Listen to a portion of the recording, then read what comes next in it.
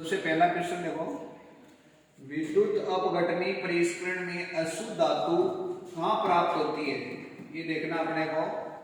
तो ये प्राप्त होती है अपने को एनोड के ऊपर, एनोड पे अशुद्ध धातु प्राप्त होती है। तो ध्यान रहे इस प्रश्न का जवाब। अगला प्रश्न देखो, सीसा और टिन मिश्र धातु को क्या कहते हैं? सीसा और टिन मिश्र धातु को क्या कहते हैं? सीसा और टिन मिश्र धातु को Pb प्लस Sn, इससे हम बनाते हैं सोल्डर। तो इसका राइट आंसर है सोल्डर, पूछा जा सकता है।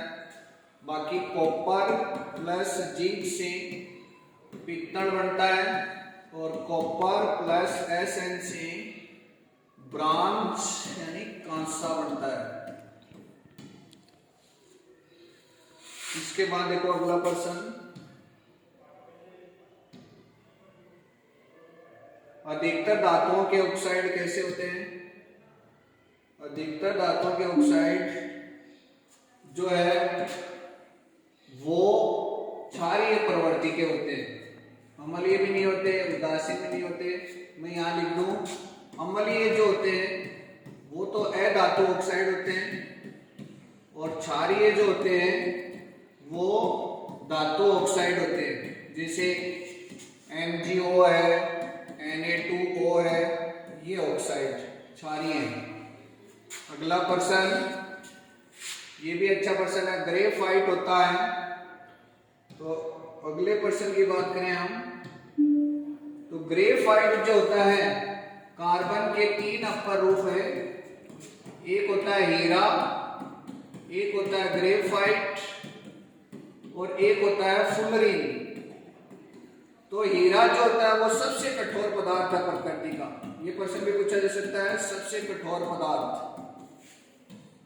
ग्रेफाइट जो होता है ये सुचालक होता है विद्युत और उष्मा का, ये कुचालक होता है। हीरा कुचालक होता है, लेकिन ध्यान रहे प्रकृति का सबसे कठोर पदार्थ है। तो राइट आंसर है इसमें विद्युत का सुचालक। ये भी नहीं होगा, ये भी नहीं होगा, ये भी नहीं होगा। अगला प्रश्न, अगले प्रश्न की तरफ बढ़ते हैं हम। क्वेश्चन नंबर 5, निम्न में से कौन सबसे अधिक क्रियाशील धातु है? इसका राइट आंसर अपन निकालते हैं, धातु है, धात भी है, थोड़ा मिस प्रिंट है, धातु है। तो सबसे जो सक्रिय है यहाँ पर मैग्नीशियम, कैल्शियम और सोडियम, सबसे ज्यादा पोटेशियम होता है, उसके बाद सोडियम होता है, और यदि लिथियम आए तो सबसे पहले लिथियम है। तो ध्यान रहे पोटेशियम जो है वो सबसे क्रियाशील धातु है। जो ऑप्शन दिए हैं उसके अनुसार बता रहा हूं मैं। अगला प्रश्न, निम्न में इनमें से कौन सी है धातु चमकीली है? तो कार्बन तो अधातु है, तो ये तो वैसे सॉरी हाँ अधातु पूछा है। इनमें से कौन सा है धातु चमकीला है? तो ब्रोमीन तो द्रव है, ये ठोस है, और आयोडीन भी ठोस होता है लेकिन ये चमकीला होता है। चमकीली जो धातु है वो आयोडीन है। ये हेलोजन है, फ्लोरीन, क्लोरीन, ब्रोमीन, आयोडीन। फिर कल बार आई।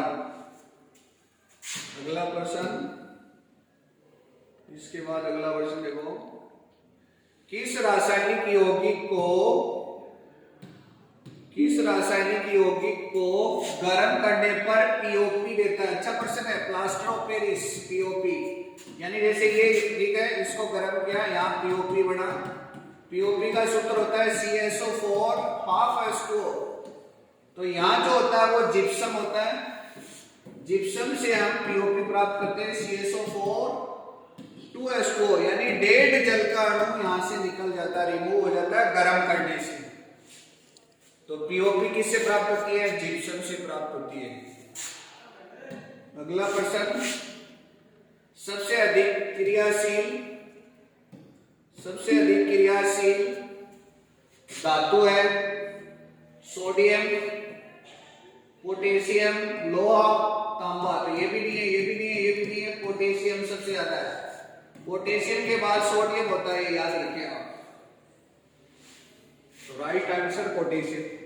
लोहा व इस्पात को जंग से सुरक्षित करने के लिए, जंग लगने के लिए हमेशा जिंक की परत चढ़ाई जाती है, जिंक, जिसको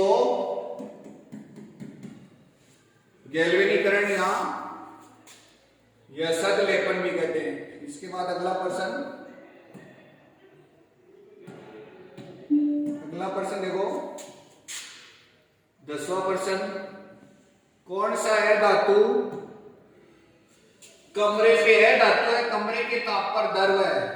तो धातु तो जो होती है वो पारा, और धातु जो होती है वो क्रोमी। राइट आंसर ये भी नहीं, ये भी नहीं, ये भी नहीं।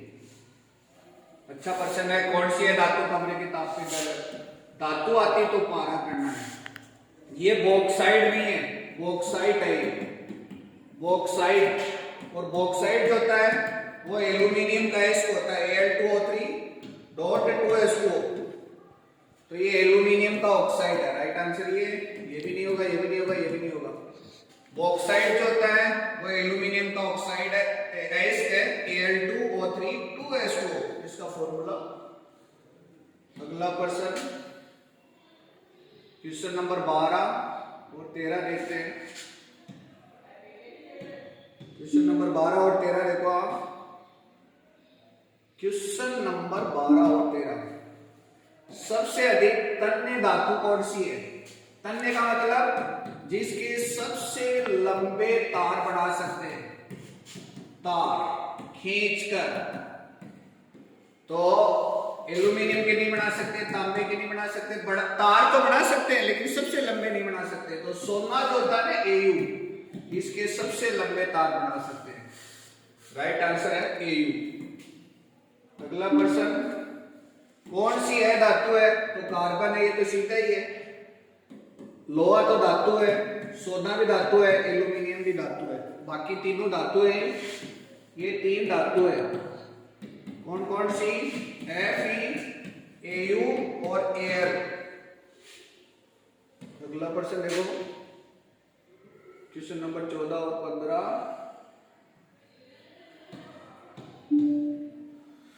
निम्न में से किस धातु को चाकू से काटा जा सकता है?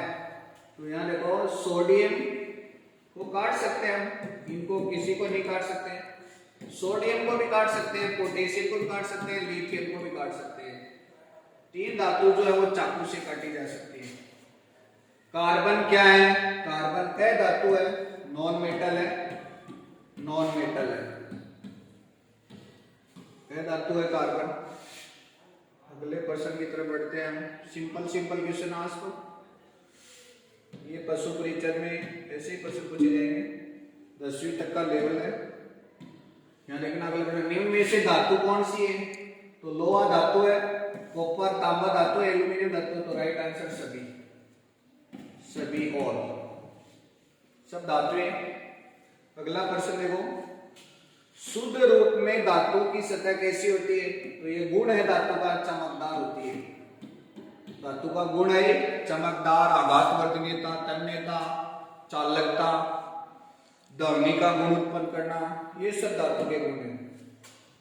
अगला प्रश्न, क्वेश्चन नंबर 18 की ओर बढ़ रहे हैं, कूच कर रहे हैं राजा महाराजाओं की तरह। धातु को पतले तार के रूप में खींचने का गुण धर्म क्या कहलाता है? अब ये फिर आ गया ये क्वेश्चन।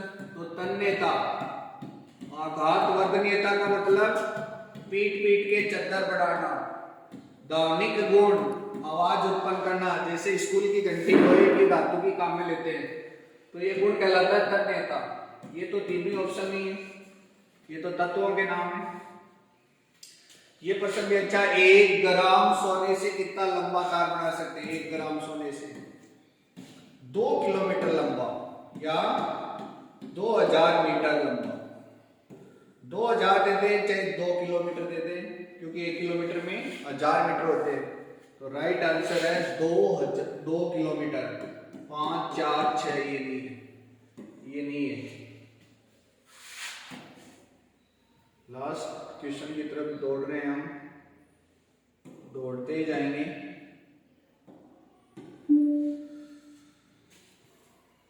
धातुओं की तुलना में अधातुओं की संख्या होती है।